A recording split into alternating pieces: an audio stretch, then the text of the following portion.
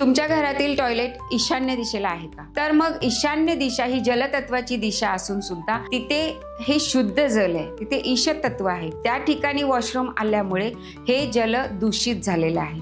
मग अशा वेळी काय होतं, घरामध्ये वादविवाद, पती पत्नींमध्ये वाद होणं, लग्न न जुळणं, मुलांची प्रगती न होणं, शाळेमध्ये जी मुलं अभ्यासात प्रगती करत असतात ती प्रगती त्यांची होत नाही. कितीही हुशार असले तरी 90% मुलगा जो असतो तो 70-75% जातो. दुसरी गोष्ट असं आहे की नवदाम्पत्य जर या घरामध्ये असेल तर त्यांचं पटत नाही. अगदी लव्ह मॅरेज जरी झालेलं असलं तरी डिवोर्स पर्यंतचे प्रवास त्यांचा जाऊ शकतो. हे झालं ईशान्य दिशेला असलेल्या टॉयलेटचे परिणाम. दुसरी गोष्ट असं आहे की अध्यात्माची प्रगती खुंटते.